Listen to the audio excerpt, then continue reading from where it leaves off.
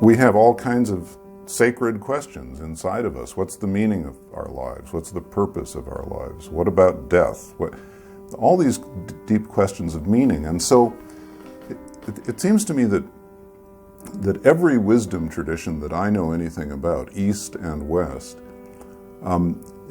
is in the first instance a way of knowing that invites us into understanding the unity of all things and learning about how to integrate ourselves more deeply into the unity that we are and the unity that's all around us, the oneness. And every wisdom tradition gives us practices that help that happen, that help us claim wholeness.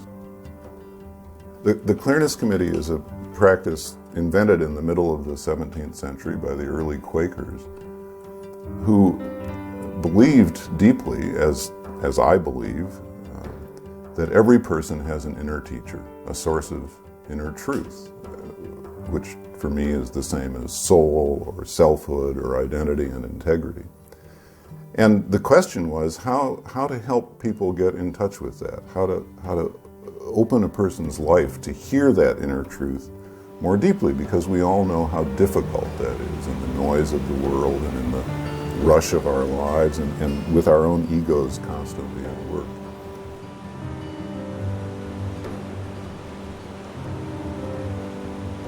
A small group of people, 5 or 6 people, gather for 2 hours with a person who's got a question that he or she is wrestling with, an issue, a problem, a decision they're trying to make, a discernment they're trying to make.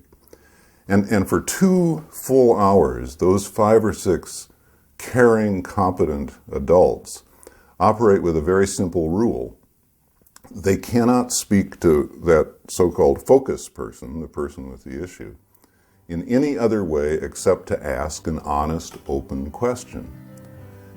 It sounds simple, but if you imagine not only the length of time involved, 2 hours, but what's involved in asking honest, open questions, which turns out to be very challenging and very demanding. Have you thought about seeing a therapist is not an honest, open question? It represents the kind of question we like to ask, which is sort of has built-in advice. We ask a question as if we had a question, when in fact we're trying to advise someone. And the purpose of this process is to lay all of our advice aside, all of our wisdom, all of our guidance, all of our thoughts about what this person ought to do, and to create a space that's to be occupied by that person and that person alone, to listen as closely as possible to his or her inner teacher, aided by questions that strip away whatever obstacles may lie between my ears and my truth. I feel a huge sense of responsibility about this. I always have and I always will. I feel fierce about it because I'm the person who has said to several people, in this case including myself, we're going to create a space here in which your soul will be safe. I've offered that as a promissory note. And I take that very seriously. I've been around the human potential movement too long, and I've seen too many people wounded, even though safety was promised. They were invaded, exploited, manipulated. I do not want that to happen on my watch. Period. Amen. And so I want to put this in such a way that you get a little scared about your responsibility, because you should be. Not so scared you're paralyzed and not able to do it, but aware that we are suspending the normal rules of social discourse in a very profound way and inviting you into a parallel universe, an alternate reality. The core of that alternate reality is very simple.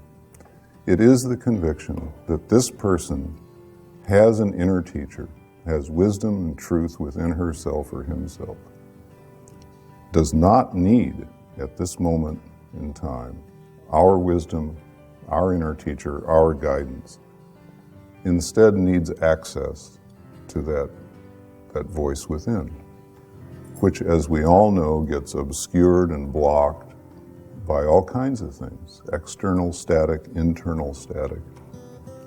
But we can, in 2 hours this morning, create a quiet space with those honest, open questions that help people remove whatever it is that stands between their awareness and their inner teacher. The Clearness Committee is, in a lot of ways, a microcosm of the whole circle of trust process. And when we ask people, as we've been doing for more than a decade now, of all the things we did in a circle of trust, the working with poetry, the silence, the journaling, the small groups, what would you say is the pearl of great price? So many people say it was the Clearness Committee that brought this all home and that really was transformative.